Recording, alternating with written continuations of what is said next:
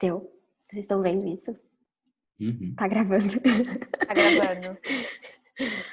Tá.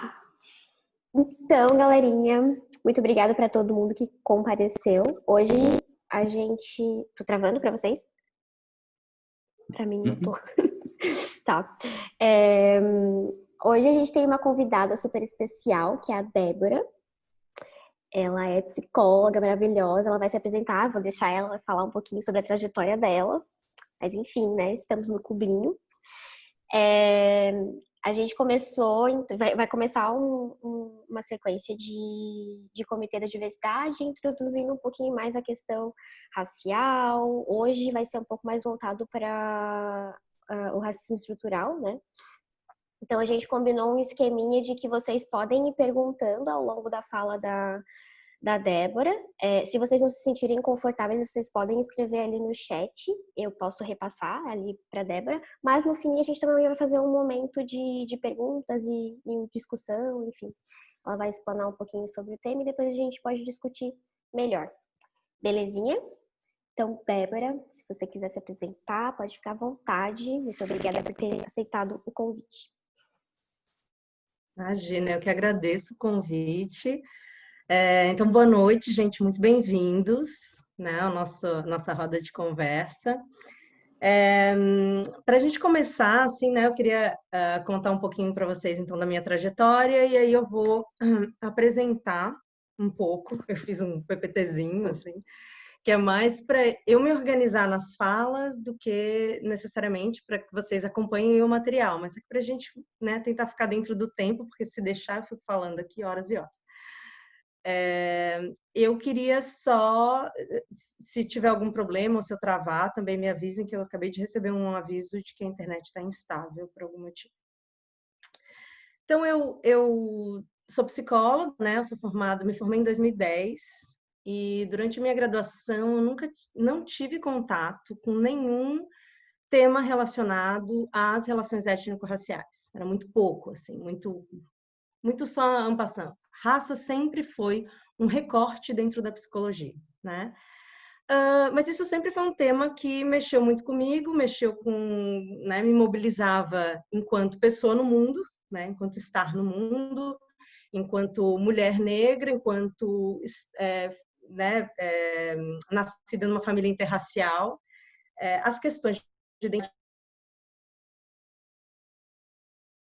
Então, durante esse processo de estudos pessoais, né, eu fui me encontrando nesse assunto das relações étnico-raciais, e aí resolvi entrar para fazer um mestrado, então, com esse foco, né? O meu mestrado é na linha de processos de subjetivação, diversidade e gênero.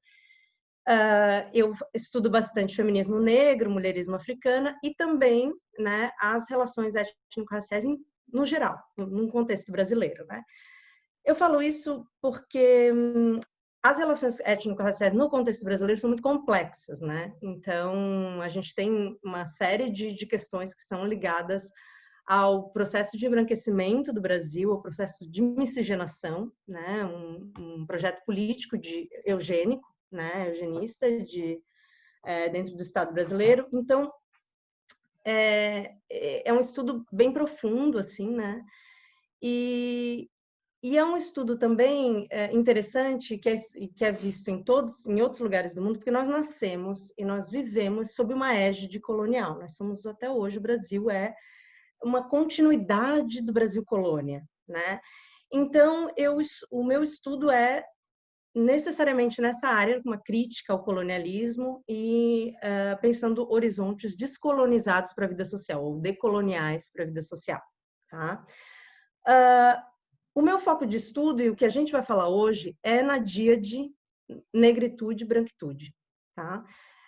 Mas eu queria marcar isso aqui antes da gente começar, porque eu não quero incorrer o erro de etnocida, de não mencionar que o racismo estrutural ele atinge outros grupos subalternizados dentro da sociedade, né? Então, quando eu falo em racismo estrutural, eu também muitos dos conceitos que eu vou falar aqui, eles também se estendem à população indígena, por exemplo, né? Mas não estão não é só o racismo estrutural que atravessa a população indígena, eles também têm o processo de etnocídio, uma série de outras violências simbólicas que acontecem, né? Mas só queria marcar isso, né? Que a gente vai falar de racismo estrutural e o meu estudo é dentro desse espectro, né? Da negritude em toda a sua gama, né? De diversidade, né? Do mais claro ao mais retinto, com a branquitude. Então, para começar, eu vou compartilhar minha tela aqui com vocês. Vocês estão vendo minha tela? Sim. Sim? Tá. Então, a gente vai falar hoje um pouco, eu acho que é importante a gente estabelecer primeiro, né, o que é o racismo estrutural e como que ele estrutura e é estruturante da sociedade, para a gente poder fazer uma introdução no que seria o antirracismo institucional, o que seriam práticas antirracistas dentro das instituições, né, que é o que a gente tem como foco final, acho, hoje na nossa conversa, né. Então, começando bem do princípio, né? Eu acho que é importante a gente conceituar o que é raça, né? O que a gente está falando quando a gente está falando de identidades raciais, o que a gente está falando quando a gente está falando de raça, né? Uma diferenciação muito importante entre raça e etnia. Quando a gente fala em relações étnico-raciais, as pessoas às vezes têm a impressão de que raça e etnia são a mesma coisa. Estou falando tudo que é tudo igual. A qual a sua etnia? Eu também estou perguntando qual a sua raça. E não necessariamente, né? Então, a raça, ela tem a ver com o biológico, né? O fenótipo, aquilo que eu vejo da outra pessoa. E etnia tem a ver com cultura.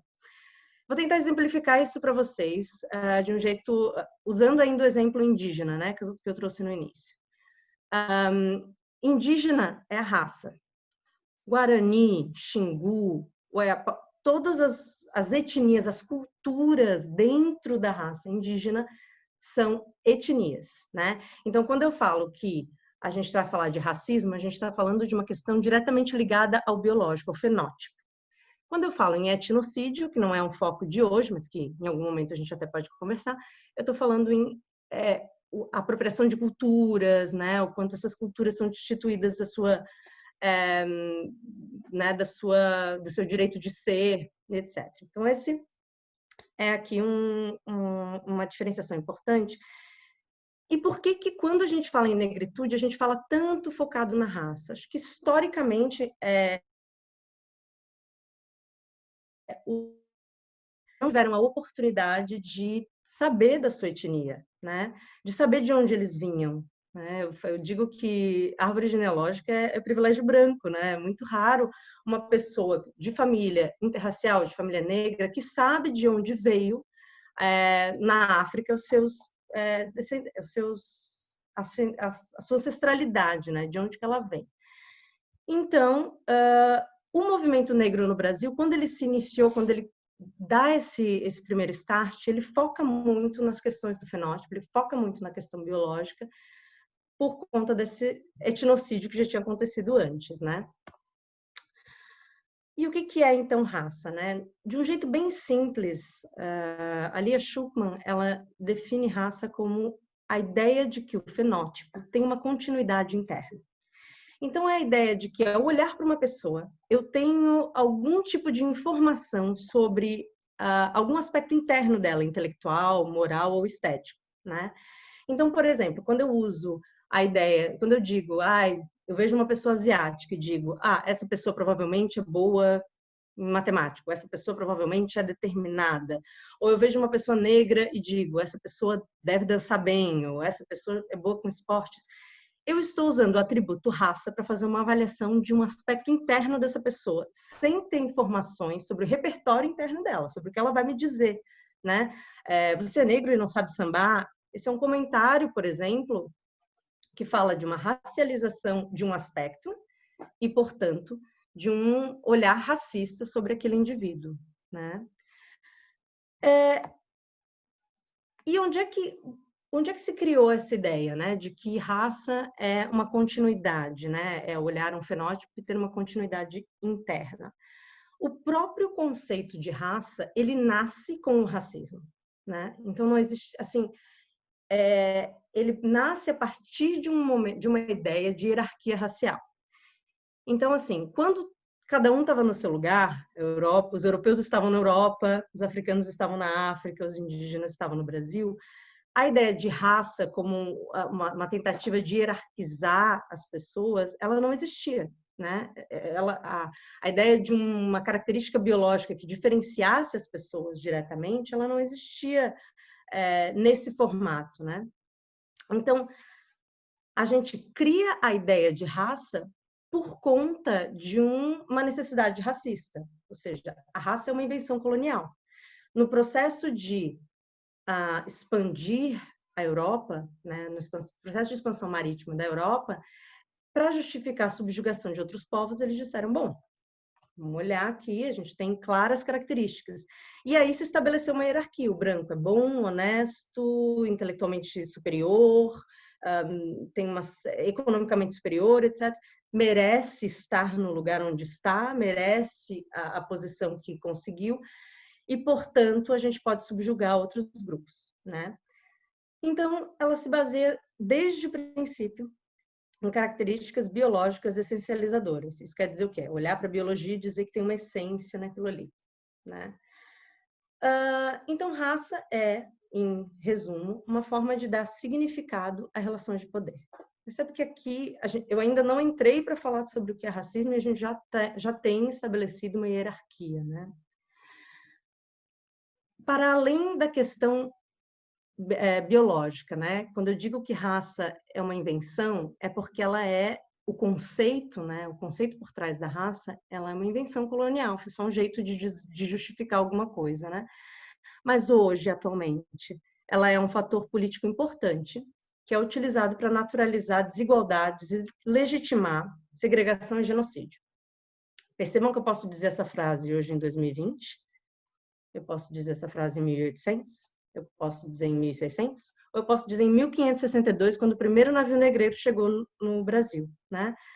A raça foi utilizada para naturalizar a desigualdade e o processo de escravização e legitimar uma segregação e o genocídio da população, que acontece até hoje, só que com requintes de modernidade, né?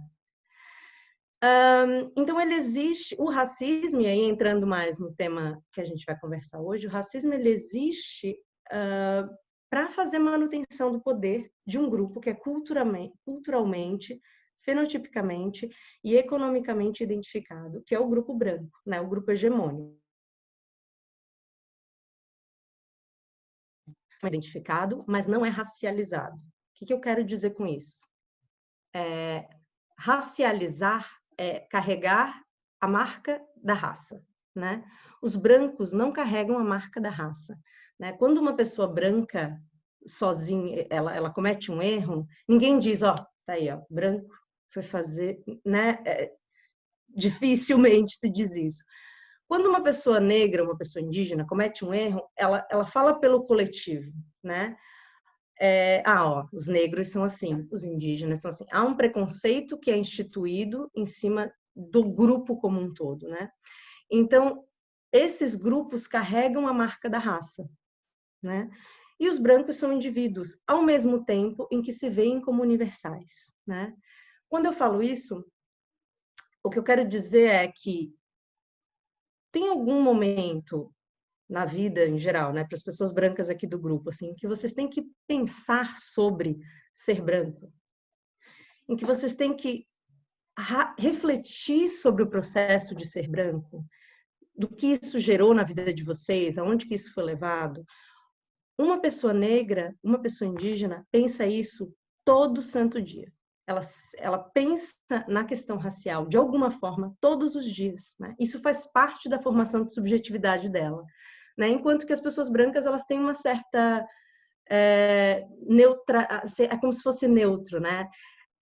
Quando a gente fala de diversidade ou quando eu falo em raça, quando eu falo em etnia, ninguém pensa em raça branca, ninguém pensa que uma roupa étnica pode ser uma roupa hoje eu vou me vestir de branco, hoje eu vou botar um terno e gravata, né? Percebam que tudo sai do universal, ou seja, existe um centro que é branco, que é heterossexual, que é masculino, que é uma série de coisas, né? E esse centro, tudo que é diverso é o que é diferente disso. Então, quando a gente fala, inclusive, em diversidade de gênero, a gente não está falando da diversidade dentro da heterossexualidade, a gente está falando da diversidade fora do espectro central, que é a heterossexualidade. A mesma coisa quando a gente fala de raça, a mesma coisa quando a gente fala de etnia. Então, primeiro um ponto, né? E aí a gente parte para entender que se existe um grupo que é hegemônico, se existe um grupo que domina a cena, vamos dizer assim, né? Desde os primórdios da expansão marítima, né? Da entrada aqui no Brasil. Então, o racismo, ele é a formação, ele é uma das primeiras coisas, né? Uma das primeiras ações coloniais é estabelecer o racismo. Então, o racismo ele é sempre estrutural. Não existe isso de o racismo aqui, tudo é um reflexo de uma estrutura racista. Então, todos os temas que a gente estuda dentro de relações étnico-raciais, a gente vai partir da ideia de que o racismo é estrutural. Então, se eu vou estudar apropriação cultural, se eu vou estudar intolerância religiosa, se eu vou estudar racismo ambiental, tudo isso vai sair do guarda-chuva que é o racismo estrutural.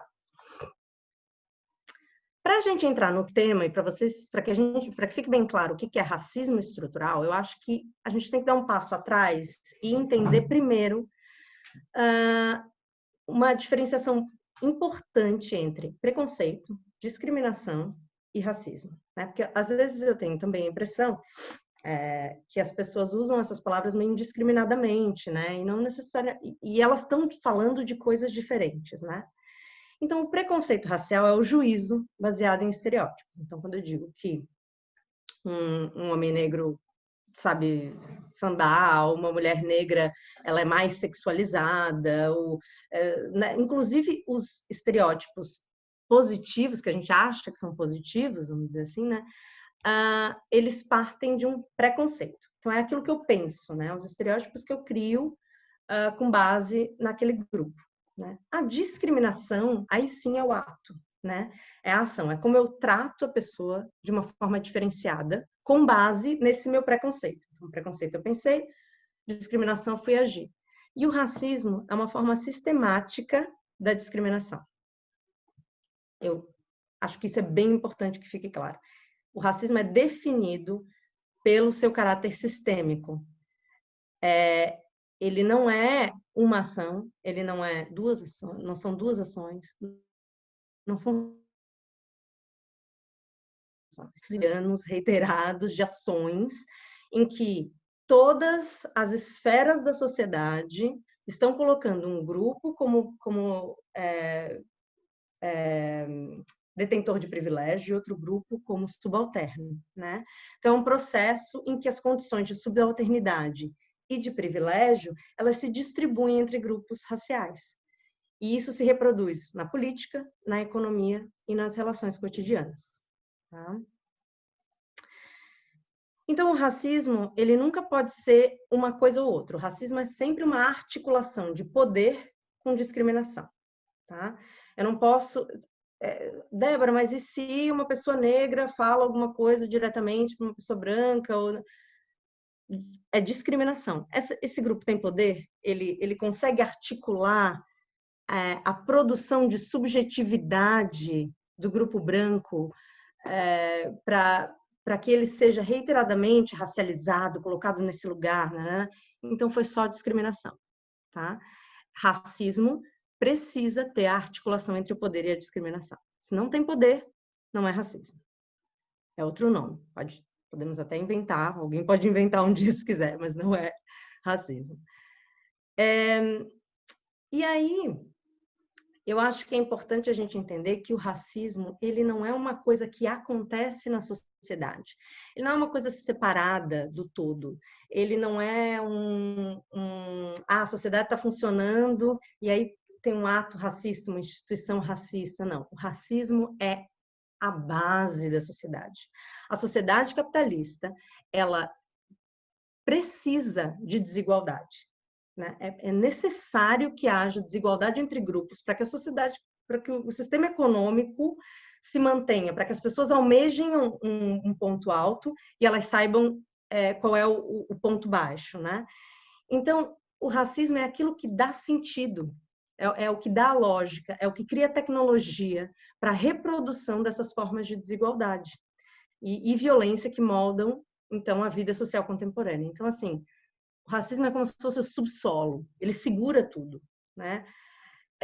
Ele é a base sobre a qual a gente começou a criar as diferenças, né? A gente começou a criar as ambições, né? Porque a ambição final é o poder, a colocação econômica, política, etc., do homem branco, né? Detentor de riquezas, etc.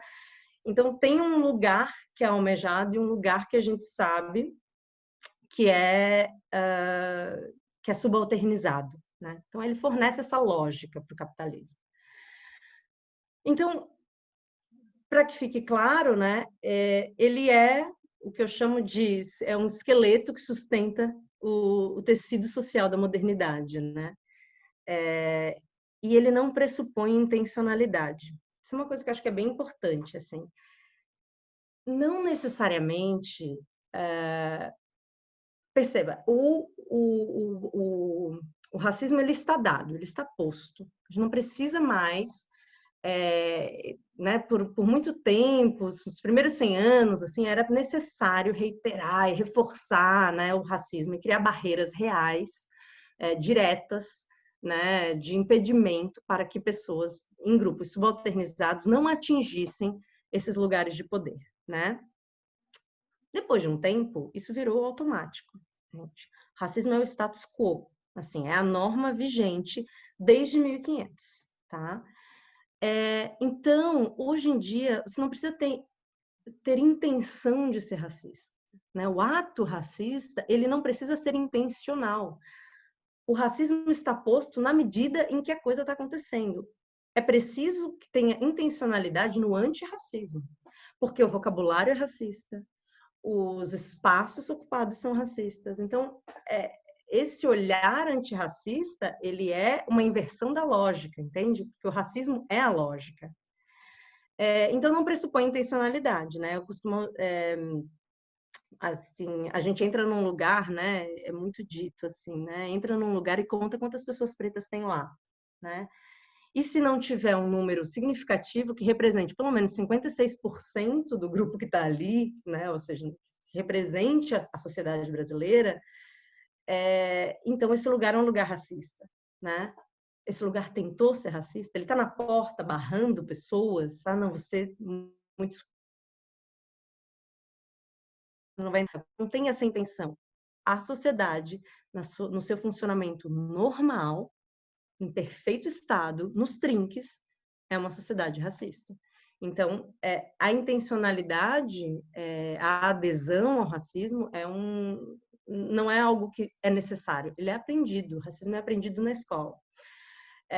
Eu sempre lembro que quando eu era nova, eu tinha, na minha escola, a diretora era branca, a professora era branca, a maioria dos meus colegas eram brancos, porque eu estudava numa escola particular, e o pessoal da faxina, os terceirizados, eram pessoas negras.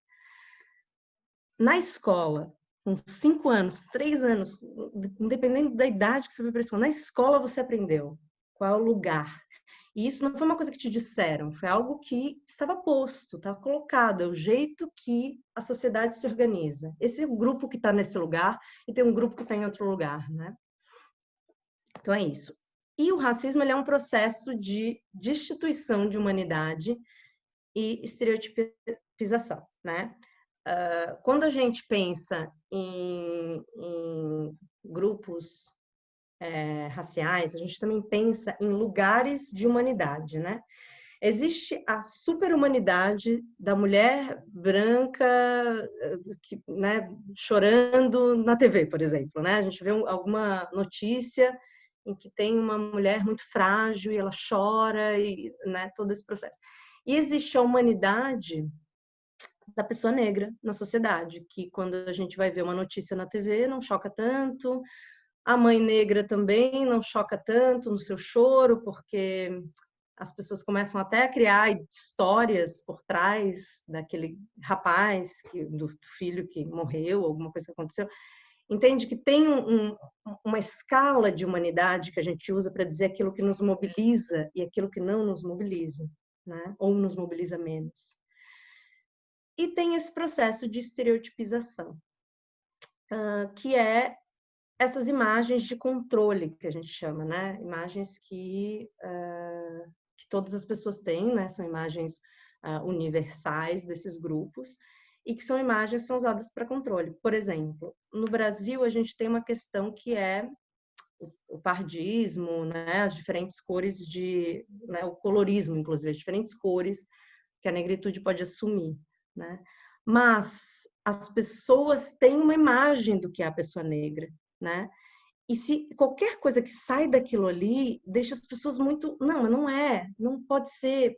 Também porque existe um lugar de quem nomeia as pessoas negras, de quem diz o que elas são, né? Você é mais clara, você é mais escura, você é isso. As pessoas acham que elas podem debater sobre a racialidade umas das outras, né? E isso é também um processo de estereotipização, um processo de dizer quem é e quem não é, né? Alguém que nomeia o outro dentro do que ele é ou ele não é, né? Então, o racismo em camadas, né? A gente viu aqui o racismo estrutural, que é, né, todas as bases da sociedade, é um racismo que atua desde da base da sociedade, na educação, né, uma série é ideológico, né, uma ideia, assim, e a ordem social vigente. Dele resulta o racismo institucional, né, que daí não é o fenômeno ideológico, é a institucionalização desse fenômeno. É quando os melhores lugares institucionais estão reservados, aspas, para pessoas brancas. É quando os padrões de funcionamento de uma instituição redundam em regras que privilegiam grupos sociais, raciais. Então, fora da instituição, pessoas brancas têm poder, elas são privilegiadas, aqui, dentro da instituição é a mesma coisa. A instituição, ela reproduz aquilo que está posto fora dela, né? E o racismo individual, que é o sintoma mais claro, mais óbvio, assim, é aquele que a gente vê, né? O racismo como estrutura, ele molda o inconsciente das pessoas, né? Então, ele constitui todo um complexo imaginário social, né? Que a todo momento é reforçado pelos meios de comunicação, pela cultura, pelo sistema educacional, né? A gente está estudando história europeia, a gente está estudando filosofia europeia, a gente é sempre um privilegiado um grupo. Atenção, não precisamos ver, ouvir, e aí a gente vai criando essa expressão do racismo que é individual, né? E o racismo individual, ele se traduz em vocabulários, gestos, apelidos, olhares, figurinhas de WhatsApp, né? Eu sempre brinco muito que essas figurinhas racializadas do WhatsApp, né? Sei lá, tem o negão da piroca, nego pensa que é quem, e uma série de figurinhas que as pessoas acham que é engraçado, mas que fala de um imaginário social, fala de um olhar que se tem, assim, meio de codificado de um grupo racial. A mesma coisa quando a gente começa imediatamente a dar apelidos para as pessoas, assim, né? Que às vezes é uma tentativa de ser afetuoso, mas que também destitui a humanidade das pessoas, assim. Em um grupo de amigas, por exemplo, as pessoas rapidamente, se alguém vem se apresentar para o meu grupo de amigas, assim, rapidamente elas passam a me chamar de Morena. Ô, Morena, não sei o quê. E assim, às vezes elas já sabem os nomes das minhas amigas, mas elas permanecem com Morena, né? Por quê? Porque existe um lugar ali, assim, de racializar um pouco essa relação, inclusive essa afetividade, e que me destitui do meu nome, né?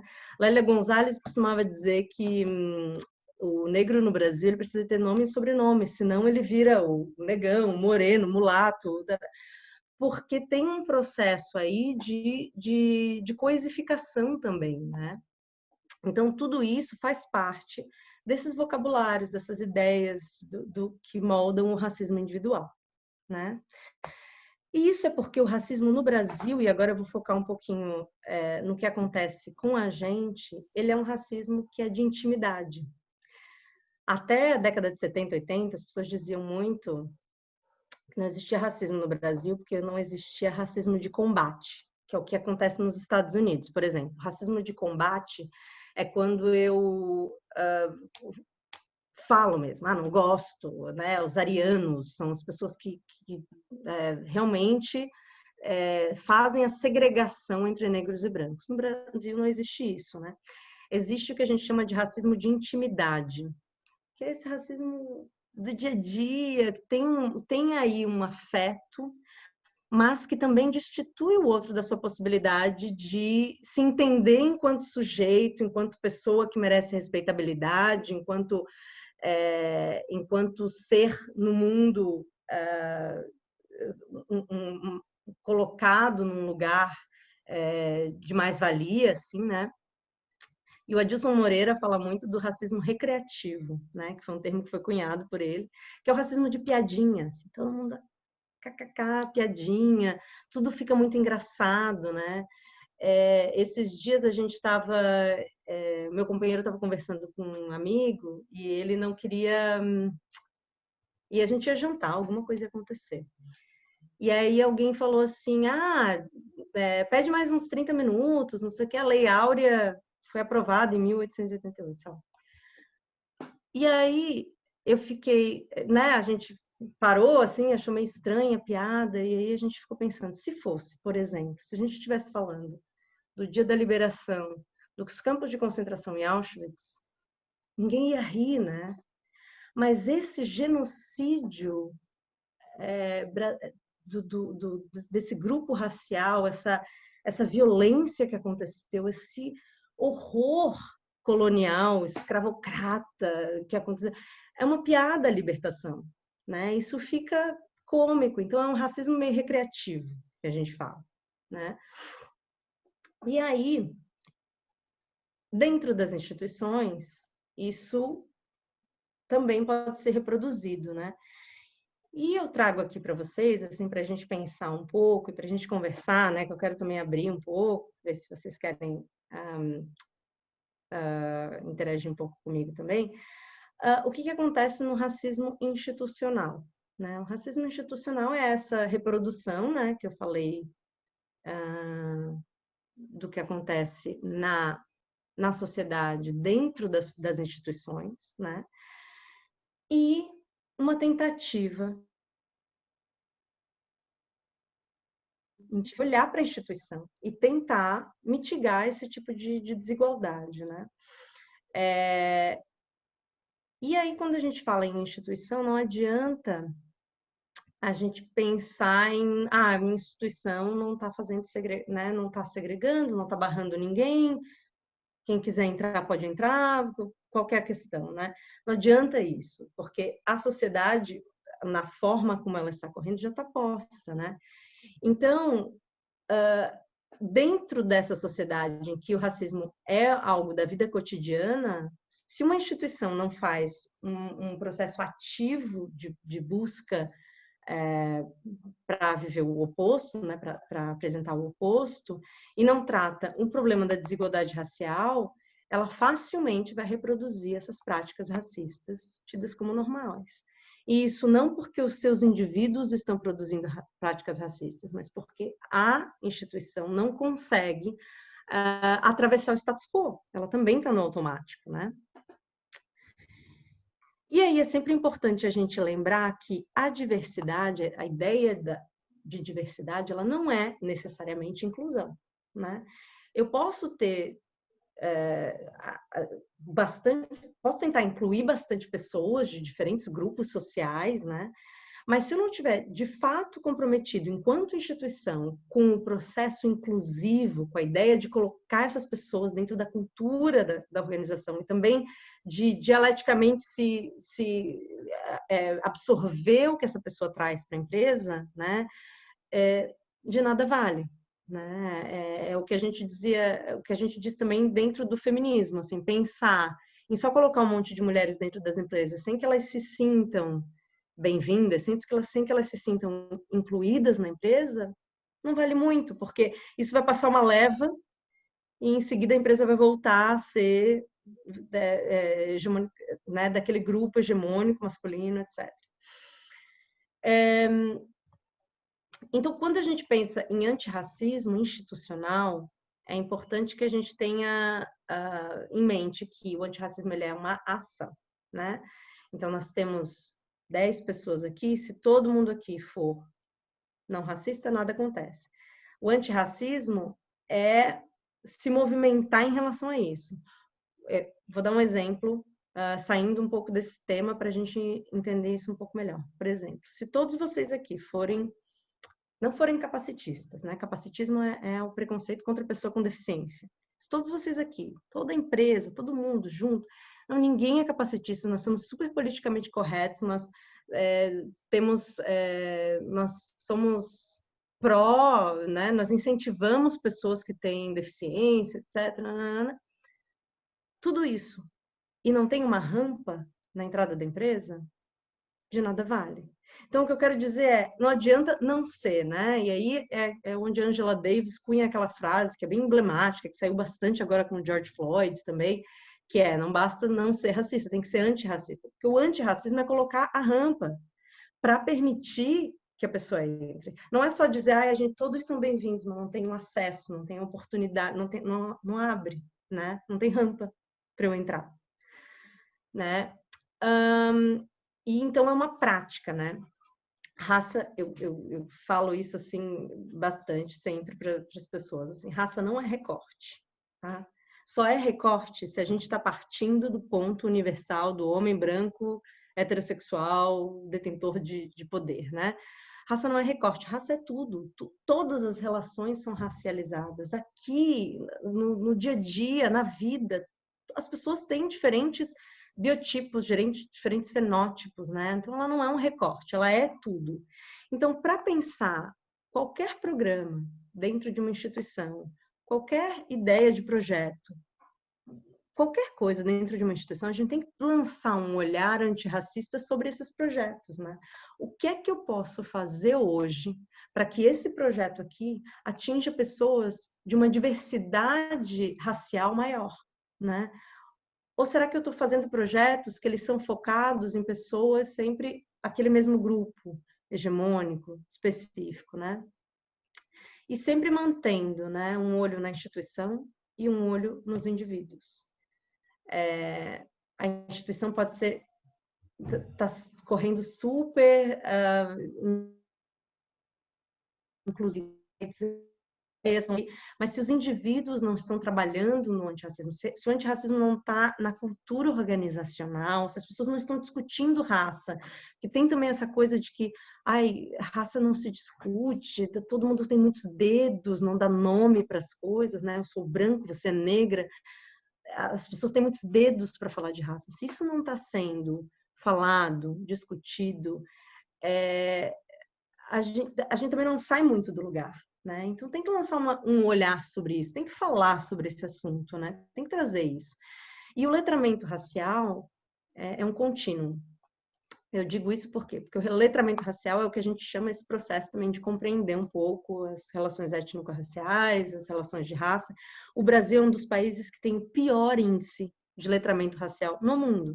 Assim, isso é preocupante. Assim, as pessoas têm uma ideia de que elas sabem o que é racismo e o que é raça e como as relações se dão, mas na verdade, elas nunca leram a respeito, elas não vêm nos talks da Cheesecake ouvir conversar e tal. E esse letramento racial ele é muito importante para a gente falar desses assuntos, senão a gente banaliza e esvazia, né? Racismo estrutural é um dos termos que mais foi esvaziado nos últimos tempos, assim como lugar de fala, que as pessoas jogam, assim, né? Lugar de fala, mas não... às vezes nem sabem o que é ou não leram sobre o conceito, né? Então, o letramento racial é um contínuo. A gente fazer essa conversa aqui é muito legal, mas a gente tem que pensar também que outras conversas têm que surgir, conversas de corredor, conversas online, conversas e palestras e atenções, né? E botar foco nisso de alguma forma, né? Sempre cuidar com as imagens de controle, com os estereótipos que são traduzidos não só nas falas e nos comportamentos, mas também nas escolhas e nas escolhas que se faz em relação ao marketing, o que se veicula, quais são as imagens que se coloca de um programador, né? Eu não sei se vocês usam as imagens só de vocês entre vocês, mas se vocês usam imagens de outras pessoas, assim, de modelos, então, que imagens são essas, né? E tentar fazer escolhas sobre a diversidade, né? E uma coisa que eu acho que é importante, eu vou encerrar porque já estou passando super do meu tempo, é que o racismo ele é um problema atual, né? Às vezes eu vejo as instituições, elas colocando como se, tipo, a gente vai fazer reparação histórica, né? A gente vai tentar, ao dar esse olhar antirracista, ou ao colocar cotas, né? A gente vai fazer reparação histórica. Não é reparação histórica, não é só, né? Não é apenas um legado da escravidão que ficou. O racismo acontece hoje. Você sai de dentro do seu prédio e você vê que as pessoas negras, a maioria delas, está em situação de vulnerabilidade. Elas estão em situação de subalternidade social e econômica, né? Então, não é uma questão só desse legado. É uma questão de hoje em dia, você está fazendo reparação do que acontece hoje. E o que eu queria deixar para vocês né, na medida em que vocês vão daqui para frente discutir, pensar projetos, olhar para essa questão, é que vocês abram todos os dias os trabalhos de vocês, os projetos de vocês pensam, como que eu posso, hoje, né, aumentar o acesso desse projeto, aumentar né, lançar um olhar antirracista sobre as coisas que eu estou fazendo. Como eu posso ser mais antirracista hoje do que eu fui ontem? Né? E é isso. Sem palavras, arrasou demais. Eu travei um momento na hora que o Raí fez uma pergunta, antes de abrir para todo mundo. Mas quando tu estava falando daqueles 3 conceitos, né, de preconceito, discriminação e racismo, ele perguntou se a injúria racial está colocada em algum lugar aí dentro. Tá. A injúria, na verdade, é um termo jurídico daí, né, para falar do racismo, né? Na verdade, tudo hoje vira injúria. A gente tem uma lei do racismo, mas tudo vira injúria, que também dá uma facilitada, né, para responder judicialmente a qualquer ofensa racista que se faça às pessoas, né? Mas tu está falando dentro de preconceito, discriminação institucional, individual. Dentro de discriminação, preconceito e racismo. Tá. A injúria seria a discriminação. É o ato em si, né? Só que o que acontece? Eu sempre gosto de pensar que a discriminação, ela tem mais a ver com, por exemplo, se eu falo para uma pessoa, o seu nariz é feio, né? Não gosto do seu nariz, vamos dizer. Isso vai dizer de uma característica daquela pessoa, né? E eu falo isso porque muita gente diz assim, porque as pessoas negras, as pessoas indígenas são muito sensíveis às brincadeiras, etc. Aí eu falo, né, para uma pessoa branca, o seu nariz é feio e tal. Isso tem um reflexo, que é mais raso, né? Ele é o bullying, ele bate direto, ele retorna. Quando eu falo para uma pessoa negra, o seu nariz é muito largo, não gosto do seu nariz, eu estou falando de um traço racializado, né? É um fenótipo negroide, tem a ver com aquela pessoa. Então, isso bate fundo, porque vai para além da ancestralidade dessa pessoa, isso vai num lugar que a sociedade reitera diariamente que está errado, o jeito que a minha estética está errada, ela não é aprovada em nenhum âmbito político, social, econômico, estético, cultural, nada. Então, eu tenho muitas críticas ao fato da gente falar em injúria racial, porque injúria racial me parece discriminação. E quando você faz isso com um grupo subalternizado, não é injúria racial, isso é racismo, né? É o ato de pegar 388, né, 400, 500 anos de história e resumir numa fala direta ali com a pessoa, né? Por isso que eu acho que a lei do racismo ela não é aplicada na sua integridade, assim, ela deveria ser aplicada de uma forma muito mais dura, mas tudo acaba indo para é discriminação, é injúria, não é racismo, né? Isso é um problema jurídico do Brasil também. Não, beleza. É que enfim, eu sabia que tem a diferença entre os dois, né? Entre a injúria e entre o crime de racismo, mas não sabia enfim, se a injúria estava dentro daqueles conceitos que tu falou ali. Claro. Obrigado. Alguém mais gostaria de fazer alguma pergunta para Débora? Se quiser escrever ali, eu posso ler também, se não quiser abrir o microfone. Matias. Oi. Primeiro, obrigado aí, foi muito rico, eu achei. Me tirou uma dúvida que eu tinha, assim, mas eu quero trazer a situação para a gente poder debater e ouvir o seu ponto de vista. Teve esse lance do Black Lives Matter e a área de tecnologia é uma área bem racista e machista também, assim. Então, tem muito dessa segregação. Então, muita gente, por exemplo, uma linguagem de programação tem um grupo só para mulheres e as pessoas não entendem porque tem aqueles movimentos só para mulheres, ou tem um grupo só para negros e eles não conseguem entender porque tem isso. E teve muitas instituições que se posicionaram a favor do Black Lives Matter, e a gente trabalha com a linguagem Python, e a linguagem Python foi uma das instituições que se posicionou, e tem um fórum de discussão que as pessoas podem discutir o que quiser lá, e uma pessoa foi e falou que ele não era a favor de instituições se posicionarem pelos participantes da instituição. Como uma instituição, uma organização, eu não sei explicar, sem fins lucrativos nem nada assim, não existe uma pessoa de controle que possa dizer o que as pessoas que participam disso devem ou não devem fazer. Com a sua palestra eu entendi que, tipo, tem que se posicionar mesmo, porque se a gente não se posiciona, a gente está a favor ao racismo e a gente tem que demonstrar atos antirracistas. Só que o que aconteceu foi que uma pessoa nas redes sociais postou essa postagem do fórum e ele realmente fez essa pergunta, tipo, até que ponto uma instituição deve ou não deve se posicionar? E aí a galera começou a taxar ele como racista e aí virou, eu acho que mudou totalmente o âmbito da conversa, assim.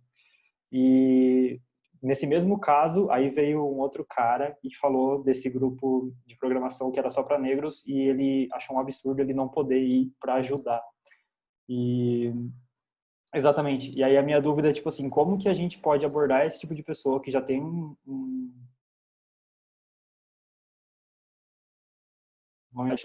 fazer a pessoa entender que isso é necessário e que é estrutural e que, cara, tem que ter isso. Não sei. Eu sei que é complicado, não sei se eu fui claro também. Não, eu entendi, sim. Eu acho que entendi, né? Mas isso é bem complexo, na verdade, assim. Porque uma pessoa que ativamente não quer, né, não quer absorver essa ideia, né? Eu acho que tem uma questão do racismo, né? Tem vários nomes, assim, né? Tem a questão da fragilidade da branquitude, assim, de eu não posso ouvir sobre isso, eu não quero que vocês fiquem me acusando, e as pessoas que centralizam muito as suas culpas, né? E essas culpas viram raiva e negação, e assim, eu acho muito difícil a gente olhar para uma pessoa que está num processo de negação do racismo e conseguir fazê-la se mobilizar nesse sentido, né? Eu sempre digo que racismo esse é o grupo de pessoas que acha que sabe o que é racismo, que acha que sabe o que é raça e que acha que sabe o que é história, e que a história acabou lá atrás, né? Como se o passado não tivesse uma influência, como se, né, isso não fosse presente até hoje. Então, assim, eu sou uma pessoa que sempre entra na discussão, mesmo assim, de que o racismo é estrutural e que a gente tem que ter posições, né, se posicionar.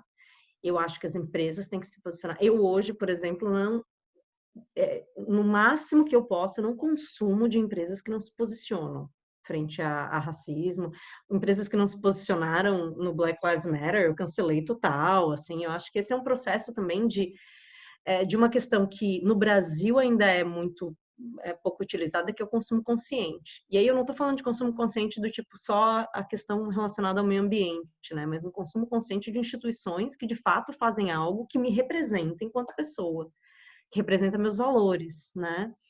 E então por isso que eu te digo assim que o processo de letramento racial ele é muito importante e só que ele é lento. Né? Não é todo mundo que está disposto a vir numa talk depois do horário de trabalho e discutir isso e abrir, né, conversas. Então é um trabalho de formiguinha, assim. E eu sempre penso que a gente tem que a tentativa é sempre de trazer para as pessoas a ideia de justiça social, né? Eu tinha uma professora que ela disse assim, uma vez eu fiz uma pesquisa e eu perguntava para as pessoas, você gostaria de ser tratado, pessoas brancas, né? Como as pessoas negras são tratadas na sociedade brasileira? As pessoas diziam não. Não, nossa, é difícil, né? Viver uma vida complicada, tal, não. Aí a pergunta seguinte era, você é a favor das cotas? E a pessoa dizia, não, somos todos iguais. Então, não, calma. É um discurso tão fragmentado, é um discurso tão assim contraditório, que é difícil realmente de argumentar com pessoas que têm né, esse olhar sobre as coisas, né? Mas eu acho que a gente deve estar sempre discutindo, sempre trazendo esse assunto, sempre falando disso, né? E mais ainda pessoas brancas. Eu acho que esse lugar de autoridade também, né? Quando pessoas negras falam de racismo, muitas vezes a gente fica, é vitimista, como fala, como só, monoassunto, eu sou super monotema, assim, as pessoas me acham super monotema. Como fala disso, né? E tal. E as pessoas brancas não, que desconstruída, adoro, que demais, olha ela. Então, é também trazer isso dentro de grupos de branquitude, né? Trazer esse pensamento dentro do grupo da branquitude, do tipo, vocês acham que isso está justo? Assim, que essa balança tá equilibrada para vocês? E essa discussão de posicionamento é super válido, assim, né? Porque quando surgiu as hashtags Black Lives Matter e a gente estava discutindo no time, assim, no DHO, o nosso posicionamento enquanto cheesecake, porque a gente já tinha feito toda o Celso estava fazendo a arte, enfim, pra gente fazer as publicações nas redes sociais. E daí a gente deu 2, 3 passos atrás, assim, né? E na época a gente decidiu não fazer os posts, não fazer o comunicado, porque a gente olhou e a gente viu que a gente, tipo, não tinha nada assim, né? Que a gente ia fazer uma publicação, gastar energia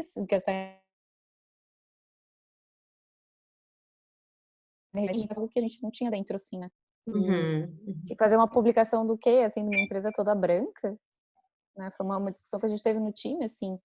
E daí foi onde a gente deu vários passos atrás e não fez, assim, naquele momento, porque a gente ficou se questionando muito. E o que a gente realmente deveria fazer, assim. Se era fazer o posicionamento ou era a gente dar esses passos atrás e começar a fazer os programas internos. Foi onde, enfim, aí eu tive uma primeira discussão com o Celso, assim, a gente começou a pensar bastante sobre isso. E depois a gente foi expandindo, daí para a Nath pegar o comitê e a gente a gente focar o comitê esse ano, agora que resta, todo nas pautas raciais, e a gente poder desenvolver esses programas internamente, assim. Mas foi muito uma decisão que a gente sabia que a gente podia estar na mesma medida acertando quanto errando. E isso, assim, né? Porque na mesma medida a gente começou a ver também várias empresas que a gente chama de pink money, né? Que surfam na onda enfim, né? De uma diversidade que a gente sabe que se utiliza para fazer a marca, mas que não tem isso internamente. A gente não queria nem chegar perto disso, assim, né? Enquanto cheesecake. Mas, enfim, a gente pode ter errado também. Foi uma decisão que a gente fez lá atrás e que hoje a gente segue agora investindo a energia e os esforços para internamente a gente se... Eu acho que sempre, assim, eu acho muito mais, né? Muito mais robusto pensar, né, na empresa e pensar que a gente tem que fazer ações de fato, né? Também essa coisa do que nas relações étnicas a gente chama do black money, né? O black money, eu vou só porque eu falei de Black Lives Matter, então agora a gente consegue um grupo de pessoas engajadas que daí entra, né? Eu acho que isso é problematizante, a gente tem que problematizar sim, mas eu também acho que tudo pode ser um start, né? Vocês poderiam ter feito o post e isso ser o start de um processo interno, né? Inclusive, na maior assim, sinceridade, nós estamos olhando para isso nesse momento e vamos começar a implementar. Ou fazer o caminho inverso que é o que vocês estão fazendo, que é começar o projeto, ter algo robusto, assim, né, para dizer, e aí sim começar a veicular.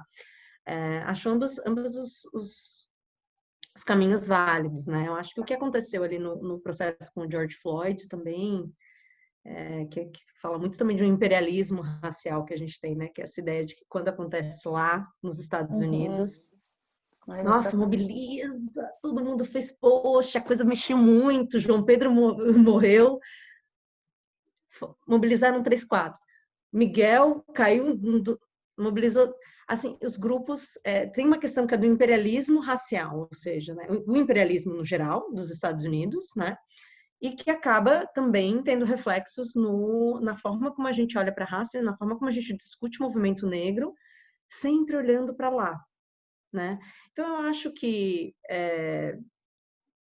as empresas tentaram surfar também um pouco essa onda de que todo mundo estava olhando para isso. Eu também falei mais sobre o assunto nesse momento, porque as pessoas estavam mais interessadas e tal, mas até hoje, quando eu olho de fato o que as empresas estão fazendo, o que as pessoas que fizeram posts na época estão fazendo, é pouco, assim, ainda.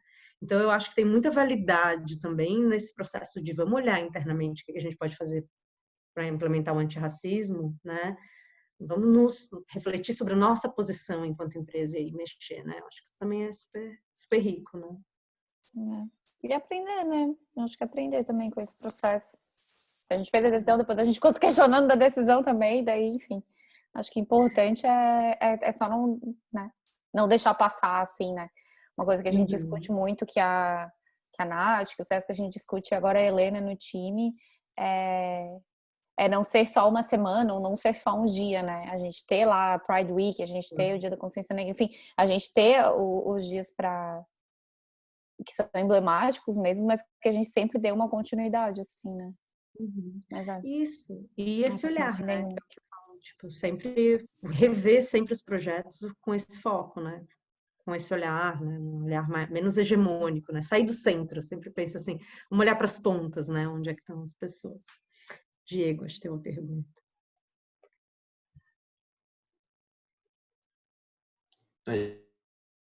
Realmente obrigado pela palestra, a gente sempre aprende bastante coisa, mas você falou sobre as suas relações pessoais, de que as pessoas já chegam te colocando apelido de morena ou qualquer coisa. Sim, isso é muito chato. Tipo, sempre a primeira coisa, tipo, o Diego é o Diego negão, o Diego preto, qualquer coisa assim, sabe? Mas existem relações em que isso acontece eu não sei como explicar, sei lá, por exemplo, de mãe para filho, de pai para filho. Tipo, alguns momentos a pessoa faz isso na demonstração de carinho dela e aí algumas pessoas tentam colocar isso, tipo, apontando, sei lá, às vezes como sendo um comportamento racista ou qualquer outra coisa.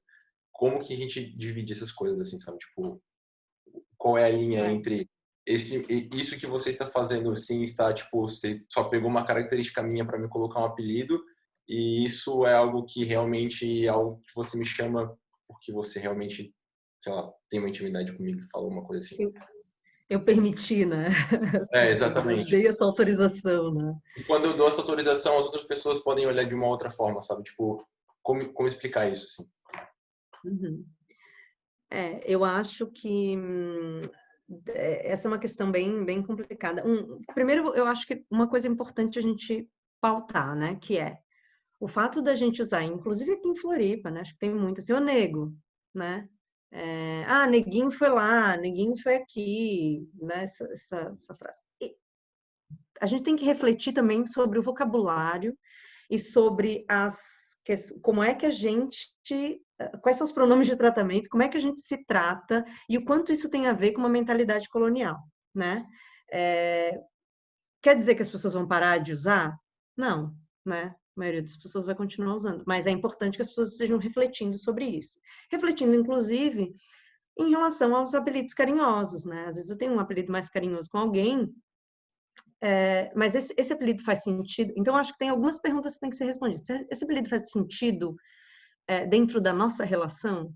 Fui eu que me autodenominei, né? Fui eu que dei esse nome para mim? Porque acho que uma coisa que é a produção da subjetividade de grupos subalternizados, né? Assim, os grupos minoritários, minorias políticas que chama, né? Ela é uma produção sempre nomeada por um outro, né? O outro que diz qual que é o meu apelido, o outro que me coloca nesse lugar, né? Então, eu sempre acho que a autodefinição, no momento em que eu me autodefino, no momento que eu me autodetermino, isso também é um processo de tomar posse da minha subjetividade, então, me apropriar dessa subjetividade. Então, no momento em que sua mãe, namorada, foi autorizada, ou você se colocou nesse lugar, você quis esse apelido, acho que tá dentro, assim. O problema é que as pessoas absorvem uma intimidade, né, com as pessoas racializadas, assim, inclusive de toques, né? As pessoas tocam muito no meu cabelo, por exemplo, não possa, não é essa questão, né? Mas assim, ai, nossa, teu cabelo, ai, que cheiroso, ai, né? Não é, eu não vejo isso acontecer com outras pessoas, né? E a gente vê isso, e quanto mais características, quanto mais fenotipicamente próximo da negritude retinta, mais autorização parece que as pessoas sentem, né? Comigo ainda menos, uma pessoa com Black Power mais, né? Então, essas intimidades que eu estou problematizando, né? Então, enquanto você se autodenomina, você se diz, não, eu gosto desse apelido, dessa pessoa eu autorizei, né? É uma coisa. Agora, um estranho, né? Eu vi uma vez uma entrevista com a Dilson Moreira, agora bem, e ele tava falando assim, gente, eu sou PhD, né? Eu tenho duplo PhD em Harvard, eu sou um cara... E ele é uma pessoa super formal, né? Não sei se você já viu ele, mas assim, o Dilson Moreira é uma pessoa muito formal. Eu me apresento em congressos e tem gente que vem me fazer uma pergunta, ô negão, eu falo, mas eu, assim, não é que não, ele diz, não é que não possa, mas percebe que se fosse um outro professor seria doutor? Professor, doutor, não sei quem, eu poderia fazer uma pergunta, Ana. Ô negão, o que tu acha de tal coisa? As pessoas me cutucam, o que tu acha? Então, é essa intimidade, esse acesso aos corpos, né? E isso acontece com mulheres também, né? O acesso ao corpo da mulher, o acesso ao corpo de pessoas que são dissidentes da norma de gênero, né? Existem corpos que as pessoas acham que elas podem utilizar, nomes que as pessoas acham que elas podem utilizar. Então, acho que tudo tem a ver com o seu lugar e você se denominar, você se colocar, né? Assim como os americanos bem específica, de um grupo bem específico, e só eles podem usar, e aí de quem usar, né? Isso. Gente, então vamos se encaminhando para as últimas perguntas, a gente já passou do tempo. O Ben tem uma pergunta que ele escreveu ali no chat, que tem a ver com a pergunta do Diego. Ele escreveu, se a pessoa aceita ser chamado de coisas do tipo, isso não é compactuar com o racismo estrutural, mesmo sem intenção? Também. Também, de alguma forma. Assim, a pessoa aceitou. Eu acho que é importante a gente pensar, assim, né? Que é diferente numa relação horizontalizada, né? Assim, quando eu tô falando, eu e minha mãe, meu namorado, né? Tem uma relação mais horizontalizada, né? Mesmo, até porque, e mesmo assim, ainda ali, tem algumas relações de poder que se estabelecem quando tem uma pessoa branca e uma pessoa negra e alguém que é nomeado por um outro alguém, né? E se esse alguém que é nomeado é uma pessoa negra e a pessoa que nomeia é a pessoa branca. Percebe que existe uma pedra colonial bem grande aí nesse processo, né? é compactuar também, porque o vocabulário é assim, né? Não quer dizer que você teve a intenção, como eu falei, não é a intencionalidade que rege, né? Mas também tá implícito nessa relação que isso acontece. Mas é o apelido da pessoa, né? É como ela quer ser chamada. Então, acho que também tem algo que é da relação interpessoal ali, vai ter que ser um acordo entre vocês. Mas isso fala de uma estrutura muito maior, né? Isso fala de um lugar social muito, muito diferente, né? Então, sim, e mesmo assim, acho que não tem uma solução fácil, né? Muito ali da relação com as pessoas mesmo. E perguntando, né, gente? Acho que, assim, perguntar não ofende.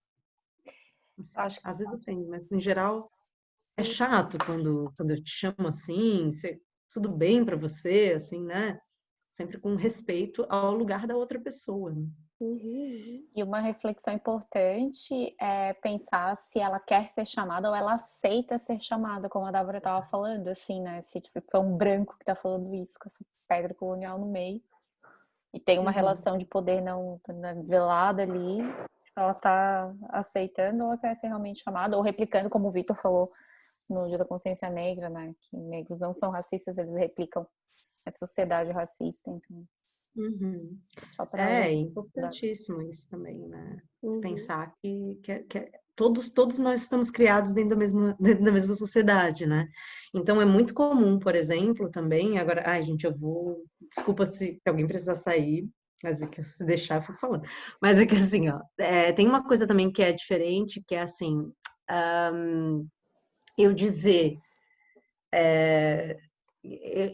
os negros também, por muito tempo, assumiram os papéis que eles foram dados. Então, por exemplo, tem muita coisa do negro sambista, o negro engraçado, comediante, que é malandro.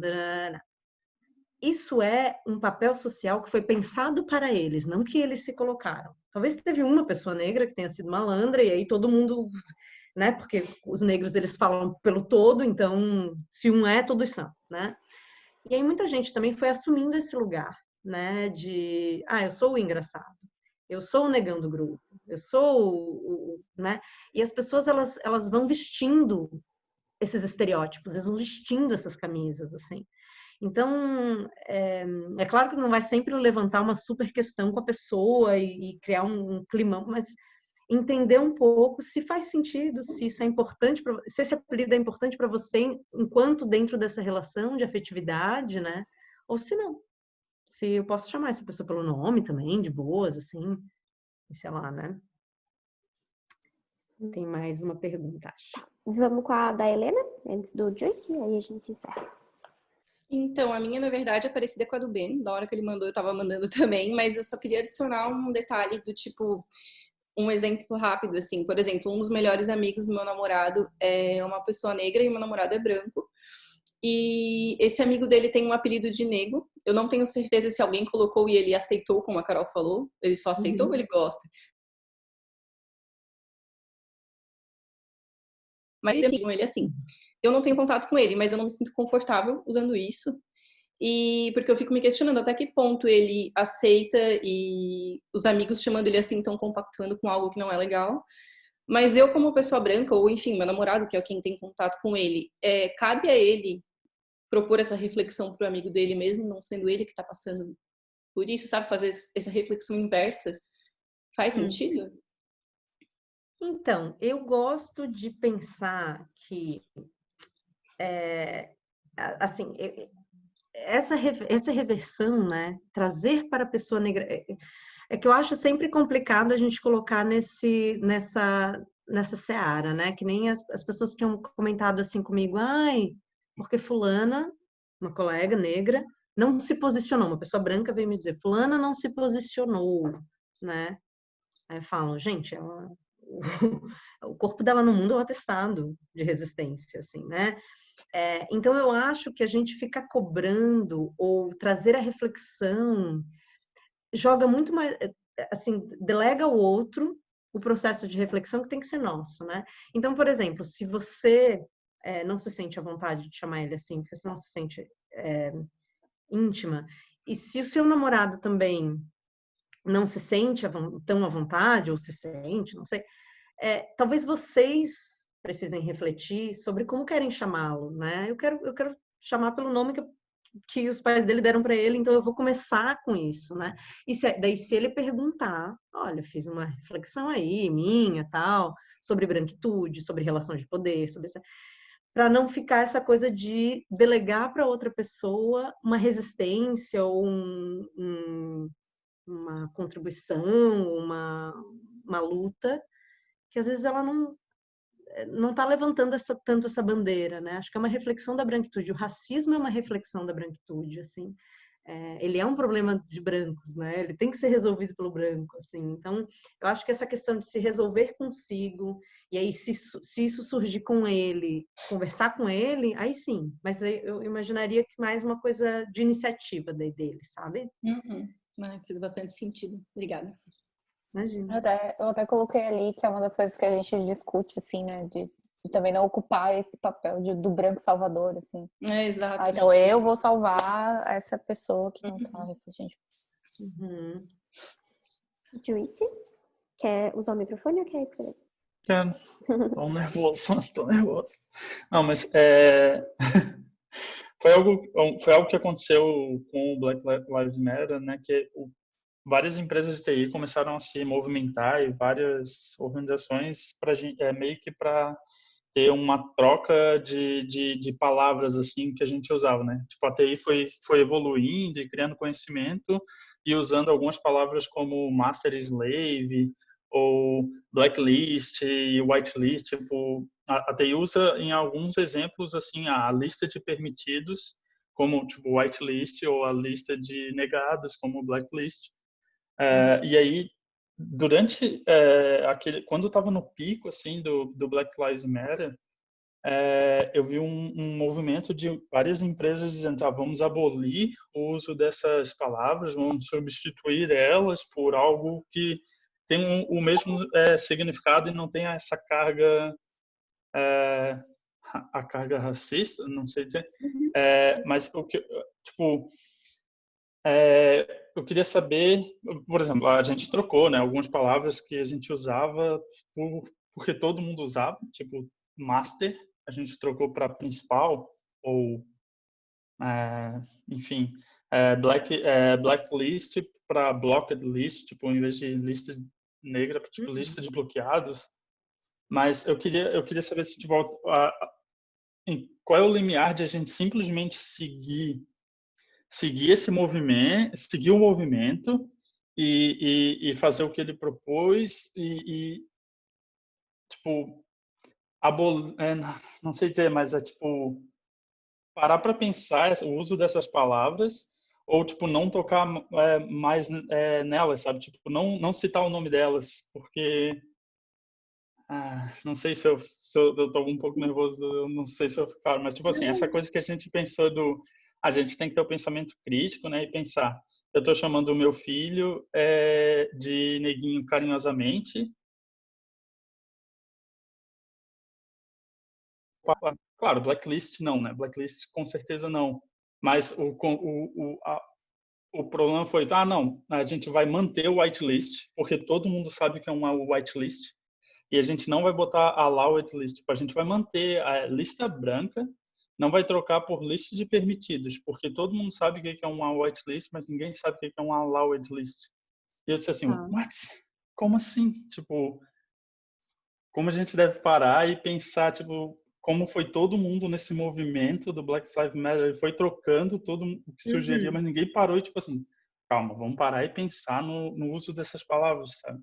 Porque, no meu ponto de vista, a carga que Blacklist traz é a mesma carga, traz as mesmas lembranças de uma whitelist.